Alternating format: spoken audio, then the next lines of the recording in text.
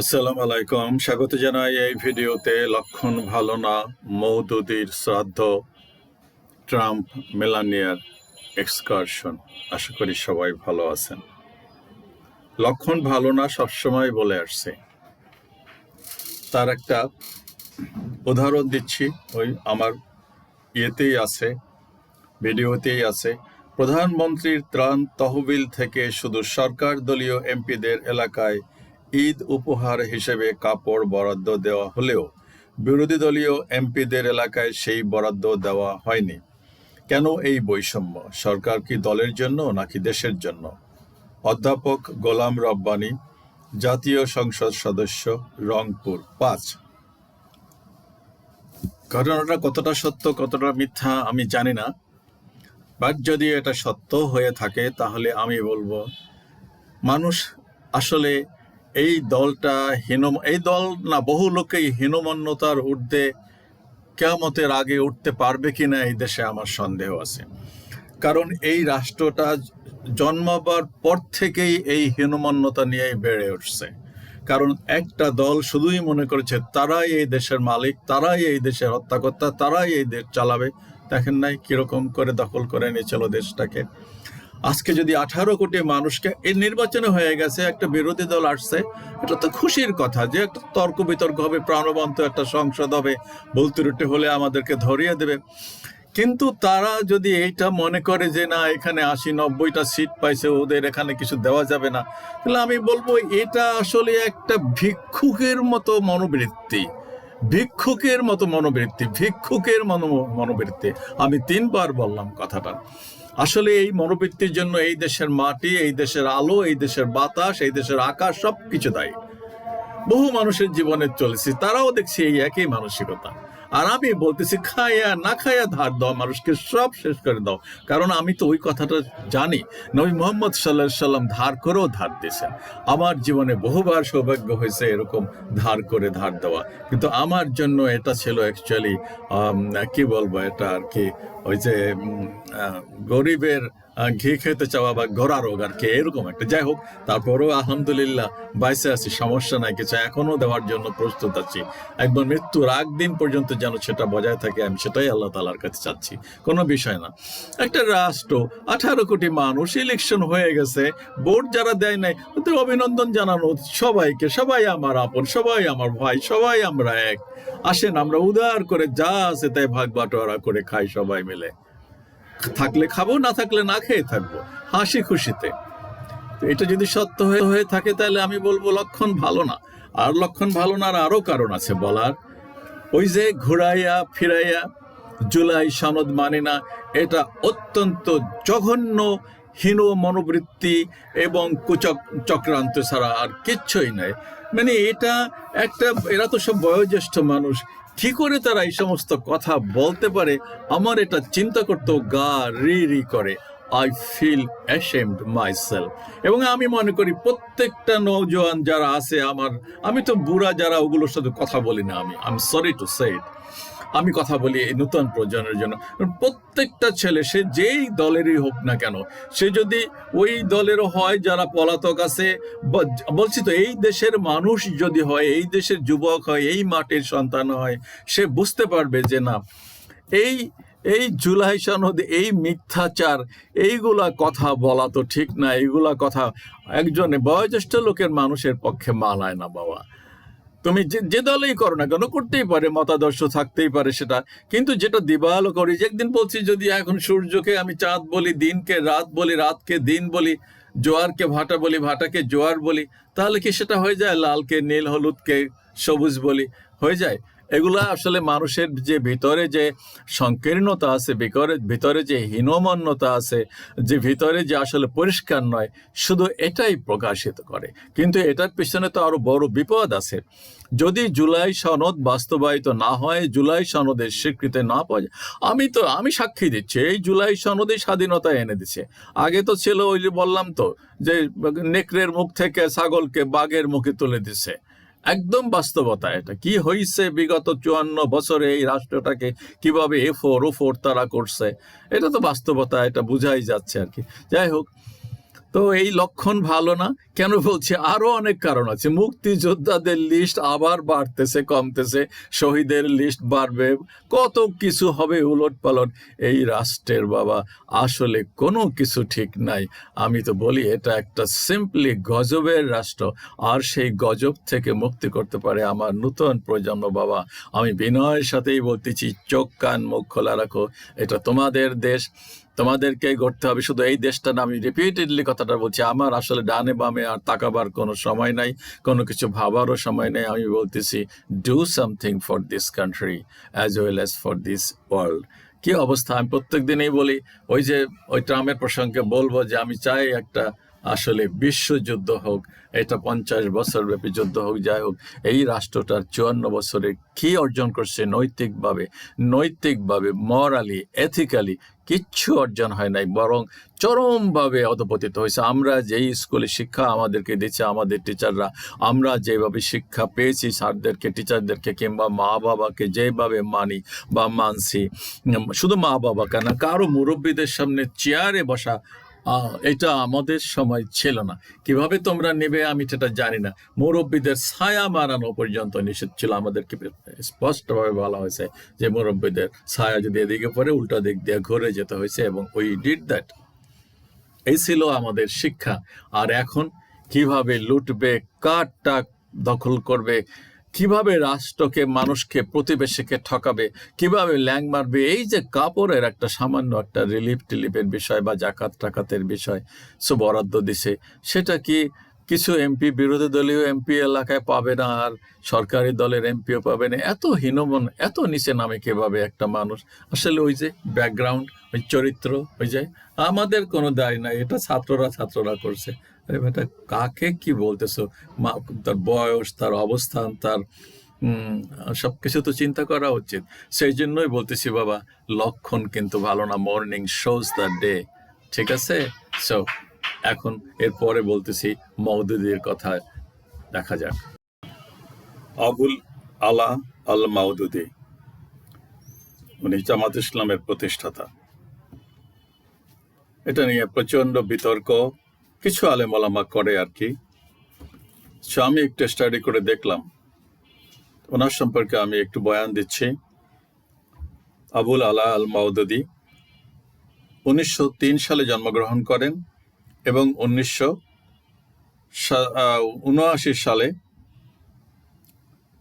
উনি মারা যান।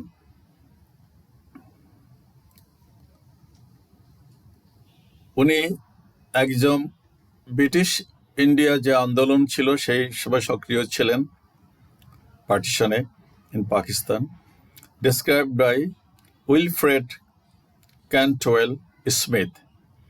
ওনার সম্পর্কে একজন ব্রিটিশ লোক described by Wilfred Cantwell Smith as the most systematic thinker of modern Islam. His numerous works, which covered a range of disciplines such as Quranic exegesis, hadith, law, philosophy, and history, were written in Urdu, but then translated into English, Arabic, Hindi, Bengali, Telugu, Tamil, Kannada, Burmese, Malayalam, and many other languages. He sought to revive Islam and to propagate what he understood to be true Islam. He believed that Islam was essential for politics and that it was necessary to institute Sharia and preserve Islamic culture, similarly as to that during the reign of the Rashidun Caliphate, and abandoned immortality from what he viewed as the evils of secularism, nationalism, and socialism, which he understood to be the influence of Western imperialism. আর কিছু বলার আছে? উনি একজন খাঁটি সাচ্চা মুসলমান ছিলেন, ইমানদার ছিলেন, এটাই প্রমাণিত হয়, এটাই বলে। তারপরেও মানুষ তো ভুল ত্রুটির ঊর্ধ্বে নয়, ভুল তো হতেই পারে। কিন্তু ওনার যা পরিচিতি, উনি অনেক দেশ সফর করেছেন, অনেক কিছু করেছেন। সো ভালো কথা বাবা। আমি সবসময় বলি এই যে জামাতরে গালি দেন, জামাতরে নিন্দান, কারে ভোট দিবেন? কি দেখাইলেন কারিশমা নির্বাচনে? আপনাদের মাওলানাদের, ওলামা আলেমাদের পতনের কারণ তো একটাই, এরা বলছি তো, এদের তো কাজ ছিল রাষ্ট্র চালানো, নবী মুহাম্মদ সাল্লাল্লাহু আলাইহি ওয়াসাল্লাম খলিফাগণের মতো। একটাও তো জবাব দেয় না। জবাব দিবে কি হবে? জবাব দেওয়ার মতন তো কিছু নাই। আমি বলবো এই মাদ্রাসার ছেলেরা যদি একজনও আমার এই ভিডিও দেখেন, বাবা, সমস্ত বিষয় শিক্ষা গ্রহণ করতে হবে। জামানা বদলে গেছে। এখন বলছি তো, সাহাবীগণ তো সবাই ছিল যোদ্ধা, খলিফাগণ ছিলেন যোদ্ধা, নবী স্বয়ং বিশ্বের সর্বকালের সর্বশ্রেষ্ঠ সফল সাহসী দূরদর্শী সেনাপতি। 40 মানে বহু দূর থেকে 40 মাইল দূরে থাকলে ওনার শত্রুরা ওনার ভয়ে কাঁপতো থরথর করে, এতটাই সাহসী ছিল। সো আমি কি বলবো আর? তো সেই নবীর উম্মত খালি একটা কালা রসুল্লাহ বইলা, একটা বড় বয়ান দিয়া, একটা ফতোয়া দিয়া, একটা হাদিস বইলা একেবারে দায়িত্ব শেষ। আরে উনি কি করছেন সেই বিষয়ে আলাপ করো না কেন? ইসলাম কিভাবে কায়েম হয়েছে? কোনো জবাব নেই। সেদিন তো বলছি, সেদিন যদি 313 জন না যেত বদরের যুদ্ধে, জীবন বাজি না রাখতো, এত পাগড়ি, এত ওয়াজ, এত চেয়ার, এত কেদারা, এত আরাম আয়েশ, কোলবালিশ কোথায় যাইতো? একটারও থাকতো না। আমার মাথায় টুপি থাকতো না, টুপি আসতো না, তার আগে শেষ হয়ে যেত। আজকে বারবার বলতেছি, এই দেশে যদি একজন রাষ্ট্রপতি বা প্রধানমন্ত্রী, অন্তত একজন নামাজি মানুষ, একজন সৎ ইমানদার মানুষ হইতো, আমার মনে হয় দেশটা এতটা গোল্লায় যাইতো না, এতটা অধপতিত হতো না। সো যদি পারেন একটা ভালো দলের কথা বলেন, ফতোয়া দেন যে এই দলটারে ভোট দাও, এটা খুব ইমানদার, এটা গেলে জান্নাতের টিকিট দেবে, এটা একেবারে ফকফকা ফ্যামিলি কার্ড না, জান্নাতের কার্ড দেবে, একদম ফ্রন্ট লাইনে দেবে, জান্নাতুল ফেরদৌসের কার্ড দেবে। সে হ্যাডম তো নাই। তাহলে কেন সমালোচনা করেন এই জামাত ইসলামের কিংবা মাওদুদের? ভালোটা গ্রহণ করেন, অথবা নিজেরা একটা দল করেন। আর উনি বলছে ইসলাম অ্যান্ড পলিটিক্স। পলিটিক্স ছাড়া কিভাবে ইসলাম কায়েম হয়েছে? নবী মোহাম্মদ পলিটিক্স করেন নাই? অবশ্যই করছেন। উনি অত্যন্ত দূরদর্শী পলিটিশিয়ান ছিলেন। ওনার চেয়ে বড় পলিটিশিয়ান পৃথিবীতে কে জন্মাইছে? উনি যখন মদিনায় পদার্পণ করছেন, উনি বুঝতে পারছেন যে এখানে ঐক্য দরকার। এখানে ঐক্য ছাড়া আমি আমার মতবাদকে প্রতিষ্ঠিত করতে পারবো না। এদেরকে ইভ্যালুয়েট করতে হবে, এদেরকে সম্মান দিতে হবে। সম্মান দিচ্ছে, সবাইকে ডেকে নিয়ে আসছেন, সবাই সমান অধিকার। খুব দূরদর্শী ছিলেন উনি, অত্যন্ত দূরদর্শী। মানুষের মধ্যে বিভেদ সৃষ্টি করেন নাই। গেছে এখান থেকে মুহাজিররা, ওখানে ছিল আনসাররা আর মুহাজিররা, ভাই ভাই বানাই দিছে। কথায় উদ্বুদ্ধ হয়ে গেছে। উনি প্রাণ খুলে কথা বলতেন। নিজের বউ দিয়ে দিছে, নিজের বাগান দিয়ে দিছে, খেজুরের বাগান। এটা দূরদর্শী একজন শাসকের পক্ষে সম্ভব ছিল। আল্লাহর রহমত তো ছিলই। আর ওই যারা বিধর্মী ছিল, সবাইকে প্রোটেকশন দিয়েছে। সবাই বলছে সবারই সমান অধিকার। তারাও খাজনাপাতি দিত, এরকম যাই হোক, ইসলাম রক্ষা চুক্তি করছে তাদের সাথে। তারাই দেয় নাই, তাদের উপর তো অত্যাচার জুলুম করে নাই। সেই বাংলাদেশে একটা পাইছেন, কি এক বিভাজন! যেই দলই যখন ক্ষমতায় যায় মনে হয় যেন দেশটা লিজ নিছে। আরে বাবা, ঘরে ঘরে, টয়লেটে ময়লেটে, যেখানে যাওয়া সব জায়গায় আমার ছবি, আমার ছবি, আমার ছবি, আমার দেশ, আমার দেশ। আবার আরেকজন আসছে, এখন তাদের সবকিছু ওই যে বিরোধী দলের এলাকায় দিবে না। সো বাবা, মওদুদের যতই গালান আর না গালান, তাতে ওনার তো কিছু যায় আসে না। বরং যে গালায় যারা নিন্দা করে, কিন্তু নিন্দা করার আগে আপনি ওনার পর্যায়ে যান, ওনার পর্যায়ে গিয়ে তারপরে কথা বলেন, বা ডু সামথিং, যে আপনার অবস্থান থেকে আপনি কিছু করেন এই রাষ্ট্রটার জন্য। এই রাষ্ট্রটা তো আসলে একটা মুসলিম রাষ্ট্র না, এটা একটা জাহান্নামের একটা গজবের রাষ্ট্র। আমি তো বলি সবসময়, আমার বুঝাই বলেন যে না, গজবের রাষ্ট্র না, এটা রহমতের রাষ্ট্র। আজকে তো কদরের রাষ্ট্র, রহমত। একেবারে আল্লাহ তৃতীয় আসমানে আয়সা সব ডাইলে দেবে। কাদেরকে? হ্যাঁ, দিবে, অবশ্যই দিবে। আমি বলতেছি, আমাকে আল্লাহ তাআলা ঢেলে দিয়েছেন, আল্লাহ তাআলার অশেষ রহমতে বেঁচে আছি, অকপটে বলতেছি। চাইতে হবে, সঠিক পথে চাইতে হবে, সঠিক সময় চাইতে হবে। সো আমি বারবার বলতেছি নতুন প্রজন্মকে, বাবা তোমাদের উপর ভরসা করি, জানবে সব কিছু, তারপরে কথা বলবে, আর এই রাষ্ট্রের হাল তোমাদেরকেই ধরতে হবে। আমি বারবার বলতেছি। আর বাতিল বাতিল সবই বাতিল, যেদিকে ডানে বামে সামনে পিছনে তাকাও সব বাতিল। টের পাচ্ছ না জুলাই সনদের কোনো মূল্য নাই? জুলাই না হলে যারা কথা বলতে পারতো না, ঘর থেকে বের হতে পারতো না, তারা বলে জুলাই সনদের কোনো মূল্য নেই। আসলে নিজেদের মুখটা তো রক্ষা করতে পারতেছে না, কি বলবে এখন? কি বইলে নিজেদের মুখ রক্ষা করবে? আত্মপক্ষ সমর্থন করতে হয়, হীনমন্যতা ছাড়া আর কিছুই না। যাই হোক, মওদুদি 14 গোষ্ঠী উদ্ধার করলাম। এবার ট্রাম্পের বিষয়ে কিছু বলতে চাই। দেখেন, ট্রাম্পের এখানে সে তার এই অপারেশনটার, যুদ্ধটার নাম দিয়েছে epic Fury, epic Fury, epic Fury. কিভাবে বলতেছে লোকদের সামনে, আর লোকটা তার মানে এটা হলো একটা ভয়ঙ্কর ক্ষোভ, রাগ। আর ইসলামের রাগ ক্ষোভের কোনো জায়গা নাই, প্রতিশোধের কোনো জায়গা নাই, প্রতিহিংসার কোনো জায়গা নাই। ইরানিরা নাম দিছে ট্রু প্রমিস, সত্যিকারের ওয়াদা। আল্লাহর সাথে আমাদের ওয়াদা, আমাদের সাথে আল্লাহর ওয়াদা, সত্য এবং ইনসাফ, একত্ববাদের কায়েম, নামের ভিতরে দেখেন। আর ওই যে এই যে অপারেশনটা, যুদ্ধটা বলতেছে এটা একটা এক্সকারশন, মানে গেলাম, পিকনিক করলাম, খাওয়া দাওয়া করলাম, ফুর্তি করলাম, সব শেষ। ইরানের সব শেষ, কিছু নাই, ওদের নেতা নাই, ওদের নেভি নাই, ওদের এয়ারফোর্স নাই, অ্যাট র্যান্ডম বোমাবর্ষণ করে চলতেছে। কিন্তু দেখাইছি ওদের প্রেসিডেন্ট, কোনো গার্ড নাই, কোনো রক্ষী নাই, বলছে সব মাইরা ফেলেছে নেতাগো। সব প্রেসিডেন্ট, একটা দেশের প্রেসিডেন্ট ওপেন রাস্তায় হাঁটতেছে, মানুষের সাথে কথা বলতেছে, সেলফি তুলতেছে। দেখছেন? দেখবেন।